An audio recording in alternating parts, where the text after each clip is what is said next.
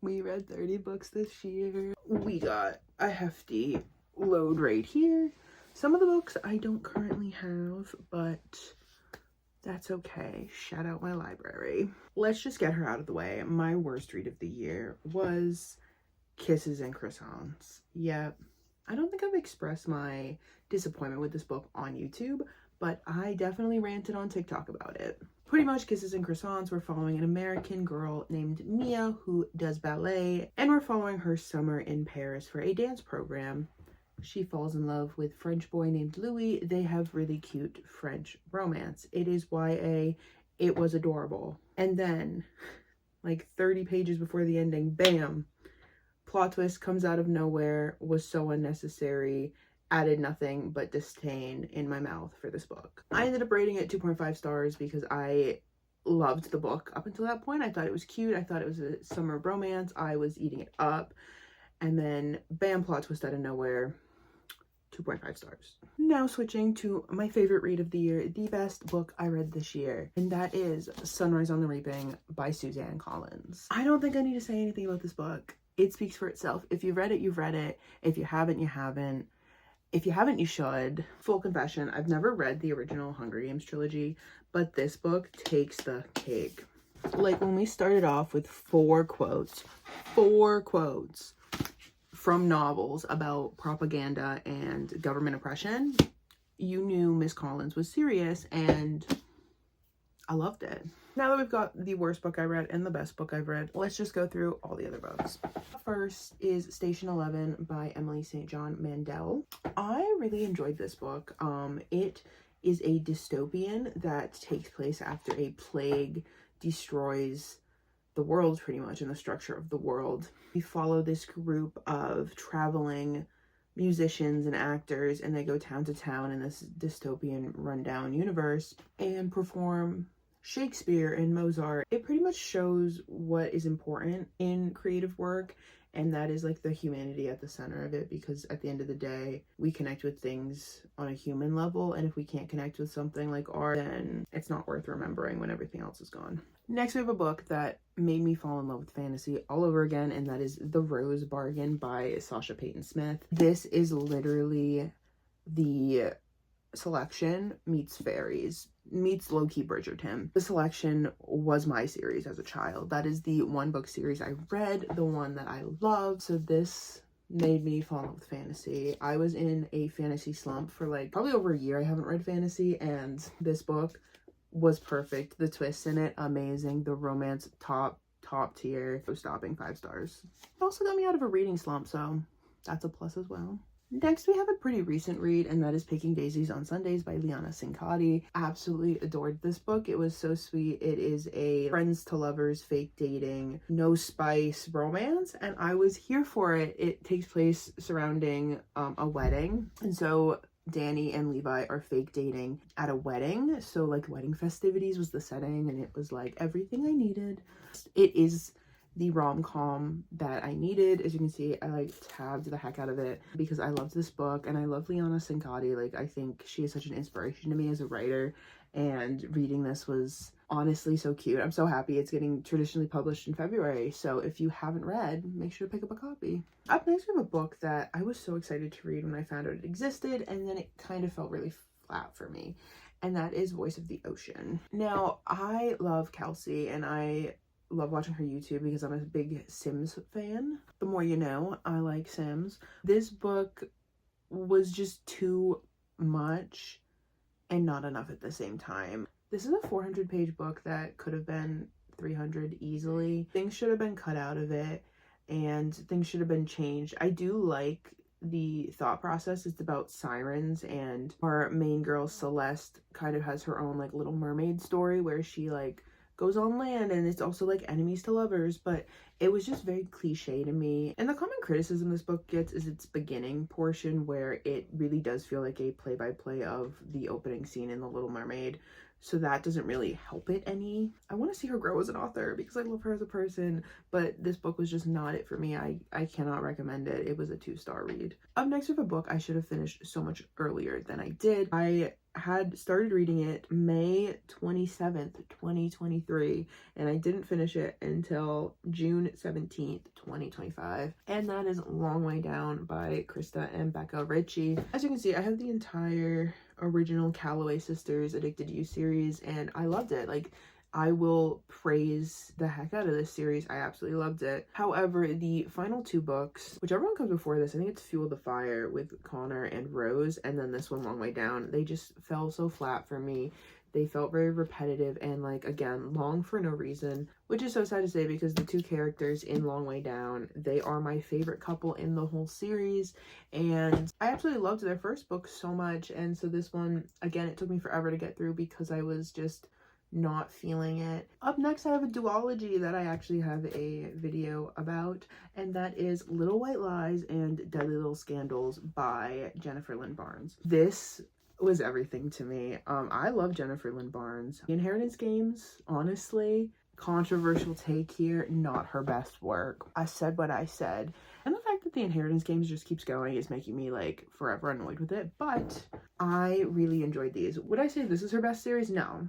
I'm a Naturals girly and I will stay a Naturals girly. But this duology was so fun. It was really putting me in the vibes of, like, when I was in high school watching Pretty Little Liars, because it revolves around a debutante season and all the lies and scandals that kind of occur when debutantes are in the room, like high Southern society. I think both books had jaw-dropping twists, and I loved our main character Sawyer because she is just like us. Like, she's not in the Southern debutante world. She gets thrown into it because she wants to find out who her father is. I think this is a really good YA book, and it kind of reignited my love for YA because this was so juicy and so fun. Up next, we have The Women by Kristen Hanna. This is actually my first Kristen Hanna book. I don't really read historical fiction. The Women was really eye-opening because it kind of told the hidden story of women who worked as nurses in the Vietnam War, and how when they came home they were kind of told, you weren't in the war, there were no women in Vietnam, there were no women in Vietnam, we can't help you, there were no women in Vietnam. And so our main character is kind of dealing with PTSD and trauma from the war, and she can't get help for it or even, like, lean on her closest friends and family because nobody really A, believes that she was there, or B, wants to accept the fact that she was there. There's a lot of, like, denial about the fact that she was in Vietnam, and so all of her trauma is kind of overlooked, and it was just a very sad story, but it really opened my eyes to war and, like, what it is to be a woman in war, especially during times like Vietnam. Next up, we have a memoir, and that is The Half of It by Madison Beer. I really liked this. It was a quick read. It really shows the pressure of young people in kind of influencer positions.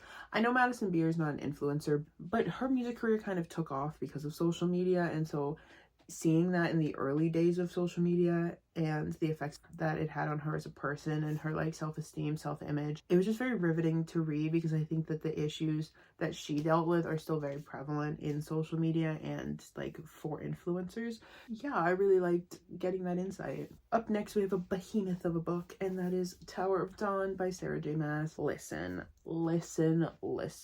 I avoided this book for years. I literally cannot tell you how long I've been avoiding this. I started Throne of Glass when I was in high school. I've now graduated college. It's been like 6 years of reading this series, and I just got stuck on this one because I was like, I don't want to read it, but I don't want to skip it. Let me tell you how wrong I was, because this is by far one of my favorite books in the whole series. I loved the different scenery. I loved the different system we got. It felt like a fresh take because we were seeing a different part of the Throne of Glass world. I was, like, happy to be away from, like, all the problems Aelin is dealing with in that northern continent and to be in the southern continent. It just felt like a vibe. Chaol's never been my favorite character, but honestly, following him and following Yrene and Nesrin, like, I was fully vibing. I wish that a whole series could be made just on the southern continent because I was vibing there, and this 600 pages was not so scary after all. However, Kingdom of Ash is currently scaring me. I don't want to read it. She is so big. Next, I have Fireborn and Flamefall, which are the first two books in the Aurelian Cycle series, and I loved. But this is literally a fantasy series that needs so much more hype. I am not a dragon person. When I see a dragon's in a book, I'm not like, oh, I need to read it. But this is dragons done right. I was invested. Fella's two best friends who are both orphans, and they are both dragon riders in this society that had a revolution a little bit ago to overthrow the dragon lords. One of the best friends, Lee, is actually a dragon lord's son, and he just escaped the slaughter when the revolution happened. And Annie, who's an actual orphan, has like a different perspective from Lee, and so seeing their different perspectives on the like upcoming rebellion is actually so interesting, and I'm so invested, and more people need to be reading these books. They're so good. I still have the third one to read. Hopefully I can do that soon because I'm obsessed. Then we have the Divine Rivals duology, Divine Rivals and Ruthless Vows. These books were really good too. I would say these were giving more historical fiction fantasy. Like, there is a fantastical world that it's in, but it feels like you're in a World War II historical fiction book. So if you like fantasy and historical fiction, might be the books for you. I listened to the audiobooks for these and I loved it. They were great. It's about these two coworkers who work at I think it's the Gazette. They're both vying for this columnist position, so they kind of hate each other. So it's kind of enemies to lovers a little bit. They end up realizing they have magical typewriters, and so when Iris types a letter and she slips it under her wardrobe, it will suddenly show up at Roman's house, and then he writes back. It's actually so cute because he realizes that it's her long before she realizes it's him. So it's kind of has this level of mystery where they don't really know who they're typing letters to, but they're kind of falling in love with this mysterious person. I just loved it. It was top tier. This was such a good year for my reading books because just like going back through them, like I have nothing but praise to say for most of these books. And that's the same thing I'm going to say about my favorite Jennifer Lynn Barnes series, which is The Naturals. I read 2 books this year, which were Killer Instinct and All In. I'm happy that I'm taking it slow with this series because I'm enjoying it so much. We got teenage FBI profilers, and I don't need to say more than that. If you're gonna read them, you're gonna read them. I still have the last book to read, but stay tuned for my review of these because it's going to be phenomenal because these books are phenomenal. My annual Colleen Hoover book was Regretting You because the movie was coming out and I've never read it, so I read it. I'm not gonna say too much. I did do a review of this book. I'll just say I liked it. I thought this is actually one of the best Colleen Hoover books I've read. I thought that there was a real human theme there between the mother and the daughter. Obviously, it was very dramatic and overdone, like usual, but I still loved it, and I think the book was better than the movie. Next, I read People We Meet on Vacation by Emily Henry, and I was not impressed. I just don't think her books are for me.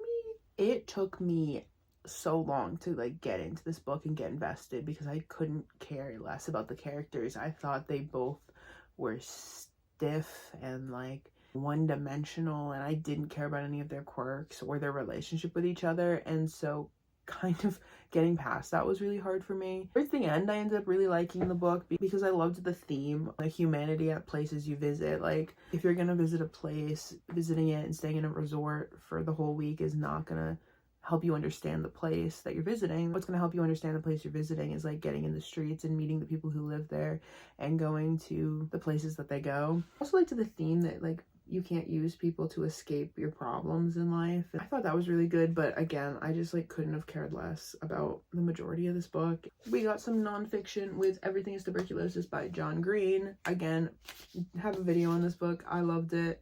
I think he has made me interested in reading nonfiction because this was so entertaining to me. I'm now interested in tuberculosis because you know what? Everything's tuberculosis, you just don't know it yet. Now we're on to my 2 most recent reads that I'm not going to say too much on because I will have a video posted next week about them, and that is The Deal by Elle Kennedy and then The Mistake, which is the sequel. This is the series I'm currently reading, and let me just tell you, yes. I owe the Book Talk girlies a severe apology for this. I never read these books. I've seen these books for years. I've never picked one up. Why, you might ask? Because I did not care about hockey. Never in my life did I care about hockey. Sports romances overall, I'm just not not vibing with, not my thing. And then a little something happened where I was watching this show called Heated Rivalry on HBO, and then I was like, oh, hockey. And then I was like in my hockey feels, and I was waiting for the final episode to come out, and I was like, you know, The Deal has been sitting on my shelf for like so long, why don't I just like pick it up, because like now I'm feeling like hockey romance isn't that bad. And so I pick it up and I'm like, whoop, and I read it all in one night. And then I go to The Mistake and I read that all in one night. And then I'm waiting for The Score to come in because there was like a shipping delay because of Christmas. And I turned on Real Hockey, and guys, I like hockey. Like, even without the romance, hockey is low-key so entertaining, and now I'm watching games every night. It is an addiction, and Elle Kennedy was part of that addiction. That's all I'll say, because I have a review coming of this book. I'm so sorry for the long video, but I'm a yapper and I like to yap, especially about books. But other than that, that is all I have for you, and I will see you next week for my review of The Deal by Elle Kennedy. Bye.